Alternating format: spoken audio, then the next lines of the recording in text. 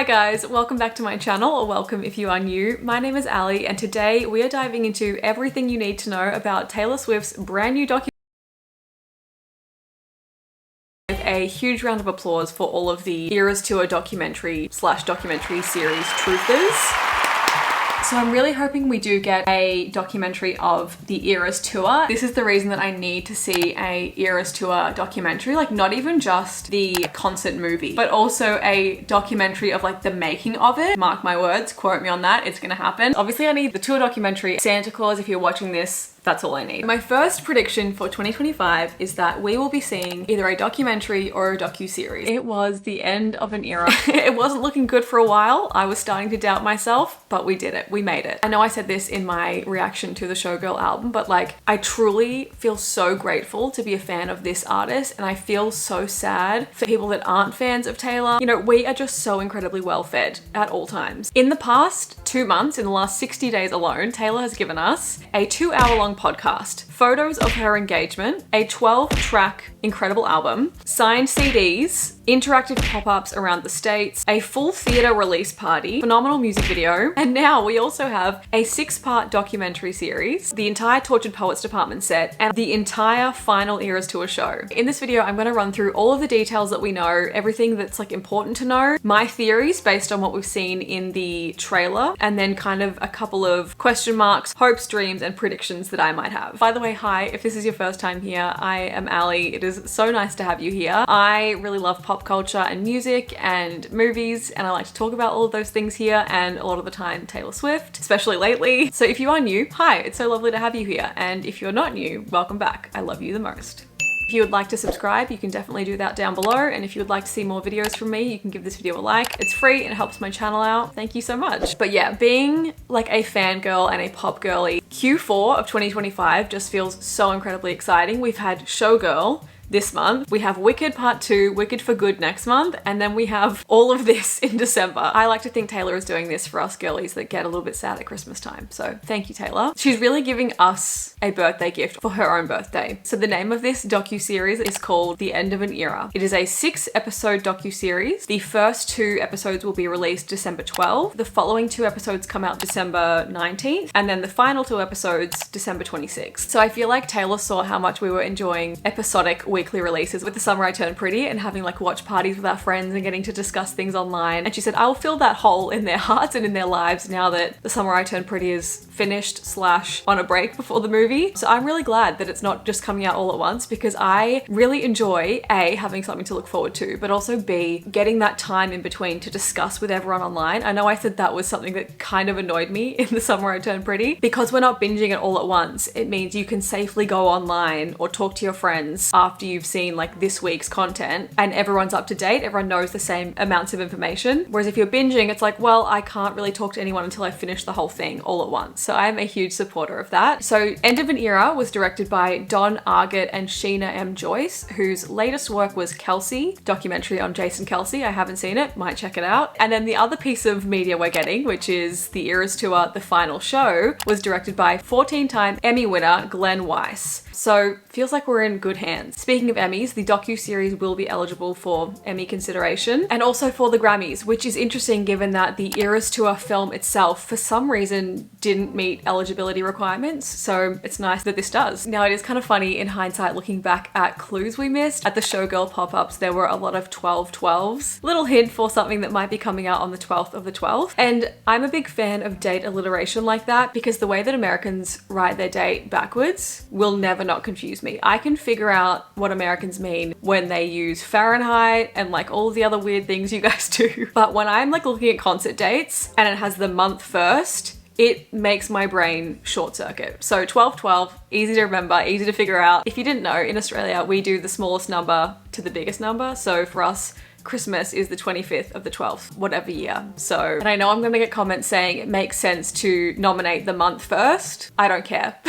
It's too confusing for me. Okay, so I want to break down the trailer, kind of go frame by frame and explain what I think we are going to get a look at in this film and share some of my wish list, if you will. So starting off, we are behind the stage. This is the most insane thing ever to me. Like, this is kind of a dream to get to see behind the Eras Tour stage. Anyone who has ever done any acting or dancing or performance, you know what that feeling is like when you are waiting in the wings or behind the curtain about to go on stage. For me, I grew up doing acting as a kid and those nerves never went away for me in that feeling. So I'm really curious to know if Taylor got nerves or butterflies for the Eras Tour, or if by the end it was kind of just muscle memory and she didn't feel anxious at all going out on stage. I'm excited to hopefully see some of her pre-show routine, even though that particular scene is from, I was gonna say the Speak Now set, the Enchanted set. I hope we get to see a little bit of before she goes out for, you know, the Lover, the opening set. Okay, next we have a bit of the staging. I really hope we get to hear from some of like the crew and the roadies and the people that make all of that magic behind the scenes happen. I'm guessing at bare minimum we will get a time lapse of either bump in or bump out, you know, seeing the stage being put together. But I would just love to get some perspective from either people that are going on the Eras Tour on the whole journey, or maybe even workers at the at a certain stadium. Just like, what is that experience like for them? Then a glimpse at the makeup routine. Hopefully we are about to find out the world's strongest setting spray and probably primer. Even through every single rain show, through tears, that makeup, that eyeliner did not smudge. So I feel like the day that that episode comes out, if we find out what setting spray is used, not only will I be buying it, I will be investing in their company. We also have footage of rehearsals. So obviously this is vigilante shit. And I'm still confused by those boots. Do they have anything to do with Reputation? Probably not, because she's rehearsing in the midnight set. But why are we wearing them? Is this just like a fun choice? They seem very impractical to be just purely a dance shoe for rehearsals. What is that about? What is that choice? They're kind of giving Christmas candy cane meets Reputation bodysuit. We have Andrea. So this is Taylor's mum. And personally, I think she's always a great highlight of any of the touring behind the scenes concert movies.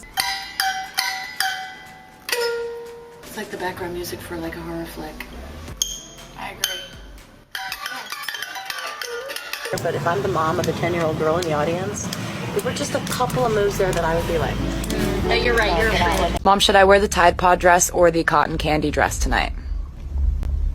I like the Tide Pod dress. So that's how we make fashion decisions on this tour. There you have it. What? No, what I'm saying right now is Bob Hope and Dave Crosby. I will forever cherish any time we get to see Andrea. Behind the scenes of Taylor on the phone, likely to Travis. I think if the trailer and also just like the last kind of 2 weeks of promo tells us anything, it is that I think Taylor will be quite open about her relationship in this, and I'm wondering how much of it we'll get to see kind of unfold. You know, will we see things from those really early stages? Obviously this documentary is about putting together the Eras Tour, but I am intrigued to see if there will be kind of an emotional arc of healing from a broken heart, having to work through that, like literally work through having that, and then also falling in love again. Obviously we don't know when the filming for this took place and like how much time it spans, but I think judging from the wording in Taylor's Instagram post, it sounds like kind of as it was wrapping up. So I would guess just the final, kind of the final main leg. So the European leg onwards, which was May of last year through to November, I want to say. Is that right? So I'm guessing we'll get Europe and then also that like return to the US and Canada shows. But yeah, in terms of the emotional arc, I'm just curious to see what is covered. I guess if we're going from that timeline, her and Travis would have already been together for beyond 6 months at that point. So I guess judging by that timeline, we won't see those early stages, but you never know. Okay, this board, this might keep me up at night for the next 2 months because I have so many questions. I filmed my reaction and my initial thoughts to this, and that's over on Patreon if you would like to see it. But in that video, I initially thought this was the surprise songs and like selecting those. However, a lot of these songs are on the set list. And then I realized, okay, most of this is in track order of how they are on the albums. So I thought it could be Taylor going through at the start and creating the initial set list. But then you realize that Slut is on there, which obviously wasn't released when Taylor first, you know, came up with the Eras Tour. So then I arrived at the conclusion that this must be for creating the surprise song mashups once it all reset. and I guess after Tortured Poets was out maybe. But that still leaves me with the question, why are the colors incorrect? Like, if you have the green, why are we using brown for debut? I'm very confused by this and very excited to see what it is. I think I talked about in like all of the Eras Tour videos I made that I was so curious to know how Taylor made decisions like this about what would be on the set list, which order would they be in, surprise songs, you know, how do you choose a surprise song and how far in advance are you picking that? And like, even as we got to the mashups, it's crazy to me to think that in the midst of a 3.5 hour performance, you also have to retain the information of which 4 songs you're singing, but also at which points in the song do you diverge and go back and forth? Like, I don't understand. I wonder if she had an earpiece. That's the only thing that makes sense to me for how someone could remember that many mashup combinations and how to weave through them all. I hope we find out. Then we have Taylor working out. I am ready to sit here with my little pen and paper. I'm gonna take notes. I wonder if she uses little 2-kilo dumbbells like me. Looking at those arms, I'm gonna say no. But I will say, guys, I've made a point every time I watch Gilmore Girls, I will get up and I will do some of my weights. And I feel like I'm seeing some progress. I think this movie will inspire me to up those weights a little bit. Then we got to see Travis under the stage. How beautiful is it to be loved and supported and seen and held by someone who feels like home, just literally waiting right there under the stage after you finish your nightly marathon. I know that comparisons will be made to previous partners and how they might have acted on previous tours. My personal take is everyone is allowed to have boundaries and preferences for how comfortable they are with being public and being in a public relationship, and I honestly think that's really valid. However, at the same time, I think it's quite obvious that Taylor is the happiest she's ever been because the preferences she has, the comfort level she has, is aligned with the partner she is with now. You know, they have compatible comfort levels and dreams and goals in that sense. So that just makes this a far better match for her. It doesn't make someone else like a bad person, I think, for not wanting to be in the spotlight. However, it makes it not the right match. This very obviously is. Oh my God, we get to see Taylor diving into the stage. I would love to see the conception of this idea and maybe even Taylor practicing it. If I'm being honest, it still stresses me out and I can't believe that this was like a risk they were willing to take as like a stunt. Imagine doing your 3.5 hour show every night, obviously having to think about the surprise songs. I would be focused on what if I fall tonight? Like what if something goes wrong in that stupid stunt that I made myself do? And not only could you be injured,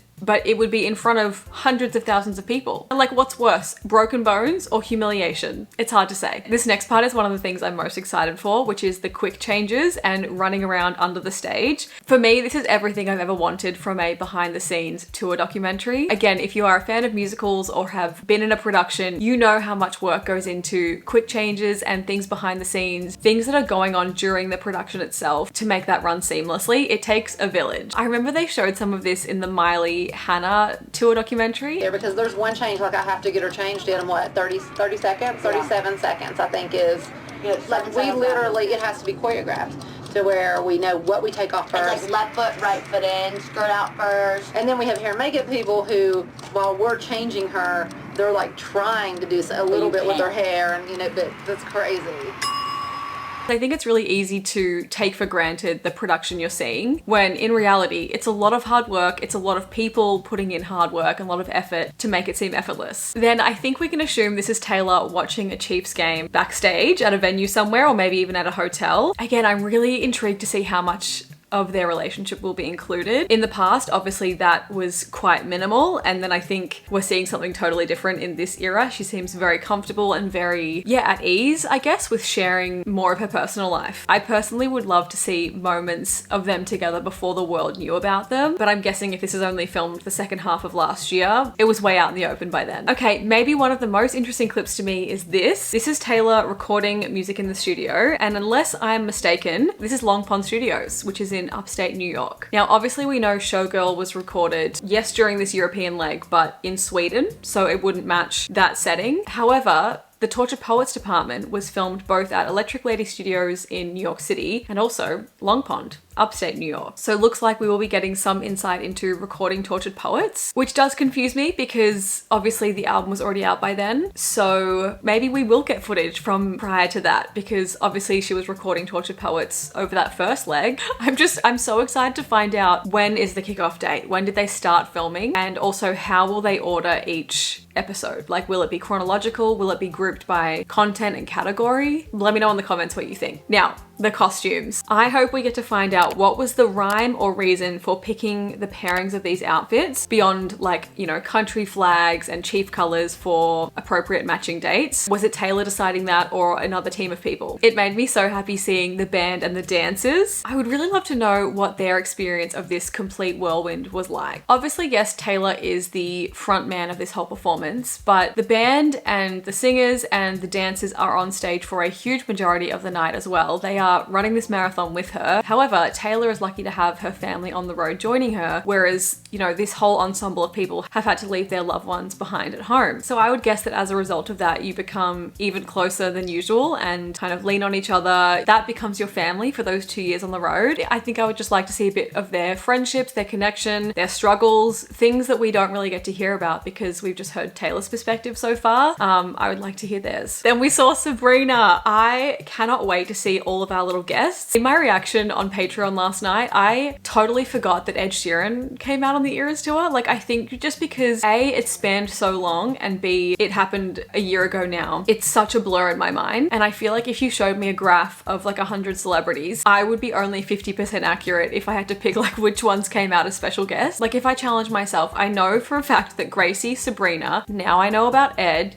Haley and Haim and all of the opening acts, some of them came out. Haim, I said them. I'm like, Keith Urban. Did Keith Urban come out and sing his song? Or did I just predict that that would happen and it didn't? Aaron Dessner and Jack Antonoff. Did Bon Iver do one? No, because the crowd sang his part. I can't do it. Who else was a special guest? I think I probably blocked it out of jealousy because obviously Melbourne didn't get any. But you know what? Good for me, because I'll be surprised when I watch the docuseries. But it was so funny in the comments on Patreon being like, Ali, he literally played like the London shows. He literally played like Wembley, like one of the biggest shows. Could not tell you. But yeah, also, if anyone was wondering more about the Patreon, it has just been really fun having a place to kind of post extra bonus things that I wouldn't necessarily feel comfortable putting on YouTube, or just, I don't know, having an extra little space for our community. The group chat has been really fun. So I want to say thank you so much to all of these people that have already gone over there and joined. That community already means so much to me. And if you are just watching here, that is completely, totally fine as well. I really want to keep YouTube as like a main priority. Patreon is just an amazing way to support the channel, obviously, since most of the things I post now do get copyrighted. So yeah, thank you to anyone who is over there. I'll leave it below if you would like to join, but absolutely no pressure. The reveal that the speech being given by Taylor was actually live in the moment, being directed to like her band and the dancers. I feel like that will be kind of chopped up a little bit and cut, and we'll get to see the full thing in the actual docuseries. Initially, I thought maybe that was a speech for opening night, but then I realized it couldn't be because she's in the blue lover suit, not the pink Barbie one. But I'm very excited to see more kind of group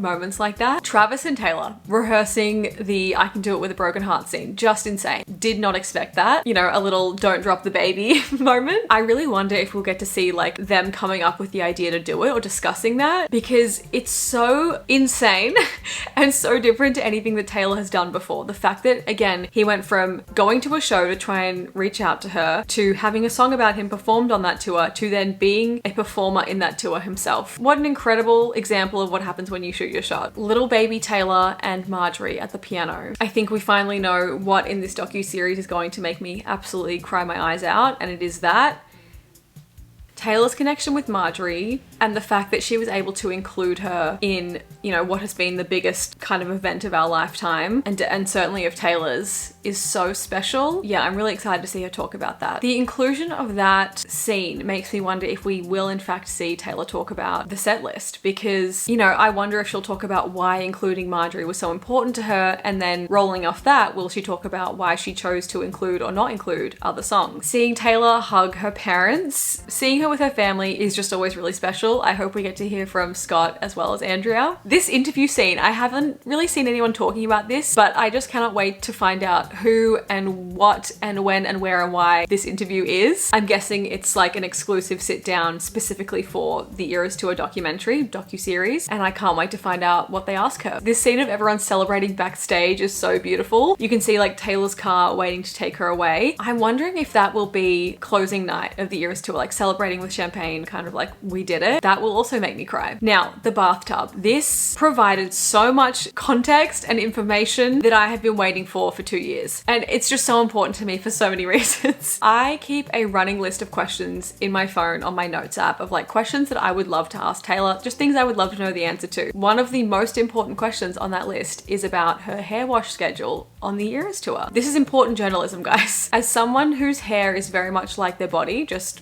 flat, mine gets dirty super quickly. So personally, if I was on the Eras tour, I would have to be washing it every day. Also, as a fellow athlete, much like Taylor, I understand the struggle of scheduling and organizing your life around a hair wash schedule when you know you're going to get sweaty and get it dirty, and like it's a nightmare. It's one of the most important questions that must be asked. So I'm really curious to see, is she going to wash her hair in the bath? To me, again, like I have really thin, fine hair. Mine wouldn't be fresh enough for the following night. I would have to be washing it the next, like the day of the show. But you know, since traveling with my curly, thicker haired friends, I see that they can go a week without washing their hair and it still looks perfect, which I think Taylor with her curly hair would be closer to. But there is, you know, her shampoo and conditioner and her products are there in the bath. Are they there to be used that night? I know people were talking about the razor and they had an issue with the idea of her shaving in the bathtub. Guys, that's not an issue. I don't have an issue with that at all. Obviously, you can just turn the tap on and have a rinse when you're done. My issue is more that, again, I would want to shave fresh the day of the show, before it, not after a show. So again, this documentary is asking the hard-hitting important questions and hopefully we'll find out the answer. I am also intrigued to figure out what those products are. I can recognize the whey, maybe a shampoo or a hair mask. I don't recognize the other products, but obviously those would be Taylor's. You wouldn't just be using like a generic hotel shampoo. And then also in this scene, we get a little insight into her nightly routine. So I watched tons of TV, I have room service in bed, I signed a box of 2,000 CDs, and then I'm tired. She talks about after a show, said I watch tons of TV, I eat room service in bed, I sign a box of 2,000 CDs, and then I'm tired. I have so many questions about this. Firstly, I would love to know, what are we ordering from room service? Is it different each night? Do we kind of go for the same thing so that it's not hard for our stomach to digest? Are we eating a big meal or is it something small because it's later at night? I would say it would be one of her bigger meals of the day. A lot of singers have said they can't really eat in the lead up before going on because you'll feel sick. Obviously, you're performing. So I would say it's going to be like a big protein heavy meal. Are you ordering it ahead of time, maybe before you get in the bath, so that the kitchen has time to prepare it and then bring it up by the time you're like ready to eat? Because my understanding is, since she's still in the bodysuit, the sequence of events is come upstairs, bodysuit off, get in the bath, soak, and like, you know, hopefully lessen some of the pain of that performance. And then maybe after some time, again, speaking as a fellow athlete, right after you exercise, you're not always hungry right away. So maybe after half an hour in the bath, decompressing, you're like, okay, I'm ready for a huge meal now. So then the food comes upstairs, we're watching TV, eating our room service, then we sign 2,000 album cards. And then that unlocks a whole other host of questions, because which album are we signing for? If we look at the maths, the chevron bodysuit that Taylor is wearing here debuted in Paris in May, I believe. So that was only worn on the European leg, which means the Tortured Poets department had come out in April. So if it was for Tortured Poets, did she release another lot of signed CD booklets long after its release? I don't remember that. They always come out when I'm asleep, so I never have any idea, and I don't think Australia normally gets very many. So either there was a restock of signed CDs months later and she was signing 2,000 a night, or the even more confusing option is that that was for Showgirl. I know that artists, and especially Taylor, plan so far in advance, but it feels impossible to me that the Life of a Showgirl photos and like album, photo shoot, booklet, all of that was done a year ago, or over a year ago, a year and a half ago possibly. I suppose that could be towards the later shows. So let's say that was like for the Vancouver shows. I'd have to check when she wore that bodysuit. At the very least, it was like last November, October, which is again crazy. I thought those photos would have been taken like the start of this year, between maybe February and June or July. This is when we really need those accounts on Twitter that share the information, like the metadata of when a photo was taken, because those signed CD inserts, I'm just so curious now about what album that was for. Or wait, did she do any for Speak Now and 1989? But they were in 2023. That's even worse of an idea, Ali. This is what happens when you release like 10 albums on the span of a tour. I just have too many questions. Another question about that scene, I'm so sorry, but I would love to know, is Taylor staying alone in her hotel room? Before Travis kind of joined along, I'm picturing that Taylor gets a big suite and Andrea has her own room. I would hate staying alone every night, so I'm hoping that Andrea was also there, just like in another room. Were her family joining her? Or was the camera crew just there and it was really just her room to herself? I don't know what I would prefer. I think it would be really challenging mentally to go from being surrounded by all of your dancers, all of your band, your crew, your singers, everyone, to then complete and utter silence and isolation back at your hotel. Obviously, we know a lot of performers, singers, and actors that have dealt with substance abuse have attributed that kind of come down moment as part of the issue. Like that sort of, you go from being on this high when you're on stage, and then suddenly a few hours later, that dopamine crashes and you're all alone. And that's often what leads to like harmful decisions. Obviously not saying that Taylor had any struggle with this at all, but I'm just wondering if that was an option for them to have like family around, friends around. Personally, that's how I would prefer it, I think. And finally, maybe the most shocking piece of information from that clip is that Taylor Swift uses makeup wipes. That is just honestly so validating to me as someone that loves to take care of their skin, but sometimes when you come home so incredibly late and you're so tired and you've maybe had a drink or two, sometimes using a makeup wipe before cleansing is just what you need to do. And like, to know that there's something she shares with mere mortals like us and she still has skin like that, granted that's money and, you know, great genes, but still, it just felt so validating to me, honestly. Anyway, that is my rundown of everything we saw in the trailer. I probably missed a few things, so let me know in the comments, but now I want to discuss the things that I either hope or am curious to see if they will be featured in the docuseries. First up, obviously, how was the set list chosen? Like, what planning went into that decision making? What were the factors that had to be discussed and considered? Why did Speak Now only get one song? And more importantly, why did Debut get none? I trust that there is a reason for it, and I can't wait to find out. How did she choose surprise songs, and how far in advance were they chosen? And did she ever change her mind on them? The surprise song set obviously served the exact purpose that it was designed for. It kept everything fresh. It added an element of surprise. But to me, it's just such an incredible feat and like impressive endeavor, because obviously Taylor has talked about wanting to have the choreography in her body, to never have to think about the steps. And I think that is essential. If you're going to be singing 2 or 4 random songs every night, you can't be thinking about what step am I doing next in style. So I guess that was the only part of the show for her that was fresh and new each night, but it is still so impressive to me that she was able to like pull that off. I've mentioned this, but technical details. I would love to hear from the crew, the roadies, the people that work at the venue, and hear what this experience was like for them. I don't know if this will touch on that or if she would maybe visit it in a different format, but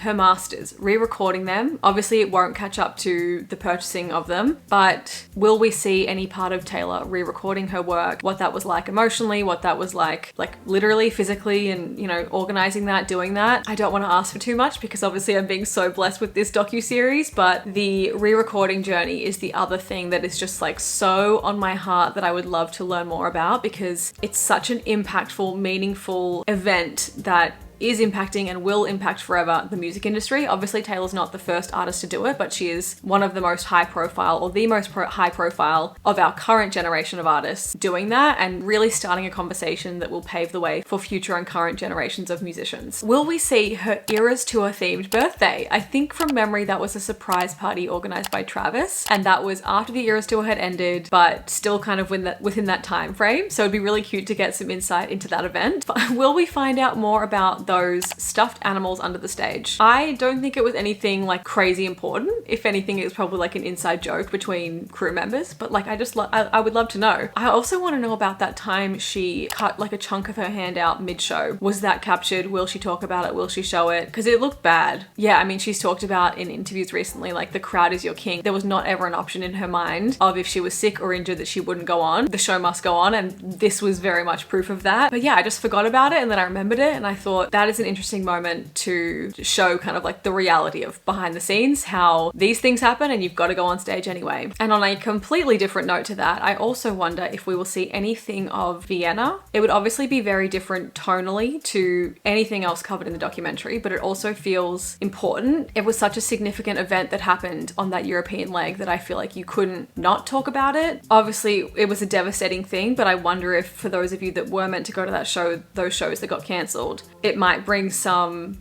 perspective and closure and help and like healing to see what that was like for those on the other end of it that had to make those really awful decisions, and those people that were threatened, and yeah, just I guess to see what it was like for Taylor and her team as well. I'm not wishing sadness and hardship, but that sadness and hardship has already happened. And I think to explore that would only expand people's empathy and understanding of the situation. Again, huge pivot here, but we saw Benjamin and Olivia in the trailer. I'm wondering if we will see Meredith. I'll be honest, I fully have cat facial blindness. I can't tell anyone apart. I can barely tell my friends' pets apart. So I'm gonna need like captions on for when they make a sound. But on that note, I think it would be really fun to make a bingo sheet for the docuseries. You could put whatever you want on there. Kind of obviously don't put things that are shown in the trailer already because it's cheating. But yeah, I thought I could make one like I did for Showgirl. So let me know in the comments things you think I should put on there. For example, you could say, Meredith, the cat, will we see Meredith? Then you get to scratch that off. Or like an injury maybe. I don't know, anything at all really. I'm open to ideas. I'm also curious to see if there will be any kind of music drop accompanying this, because it feels like the perfect time to put out a live from the Eras Tour playlist album type thing. You know, like we have with Speak Now, with the Speak Now tour, one of my favorite live albums ever. Even if she just did like the surprise songs or the Eras Tour songs, I don't know, like it feels weird listening to some songs now after the Eras Tour. Like You Need to Calm Down and not hearing Let Me See Your Hands, or Cruel Summer, the outro, and not hearing Cruel Summer with You. Like I need to hear those. I need to have those on streaming. So I think if they don't do that, it will be a huge missed opportunity. If they can't do the whole thing, I would like to see at least the surprise song sets where we had the special guests. Again, don't ask me who those guests were. I couldn't tell you. My mind has been erased, but the album could be how I find out. And finally, will they give this Eras Tour the last show? I keep wanting to call it the Final Jam. Someone please make a Camp Rock Final Jam, Eras Tour Final Jam edit. But will that get a cinematic release? I'm guessing no, because it seems like this is in keeping with the Disney Plus contract. Feels like a waste that I don't get to see But Daddy I Love Him and So High School. I don't get to see them on the big screen. So I will be going to my friend's house that has the biggest viewing TV. Obviously, I think if this were the case, if we were going to have a cinema release, that would have been advertised as such, and then it would have come to streaming afterwards. So I think this is very much just going to be on streaming. Anyway, that is all of the thoughts that have been bumping around in my head since midnight last night when this was announced, but I can't wait to hear what you guys mention in the comments. Again, like I said, the Eras Tour is such a blur to me. So many things happened at each individual show, but now it's like just this one glob in my mind. So let me know in the comments, what are some of the big things that happened that we might get to see behind the scenes of in this docuseries? Let me know your predictions. Let me know what I should be putting on my bingo sheet. I'll definitely post the new version on my Instagram stories before we watch this. Oh my God, final exciting thought. Some of you are going to be in this. I definitely have friends that were at the closing shows, but even all across that European leg, they were filming the audience, they were interviewing people. Some of you are definitely going to be in this, and that is crazy. As an Australian, could never be me. It's fine, I'll get over it. But yeah, thank you guys so much for chatting and hanging out on here today. Don't forget to give the video a like if you would like to. It just really helps my channel, so thank you so much. I love you all, and I will see you very soon. Bye! Is this what it feels like?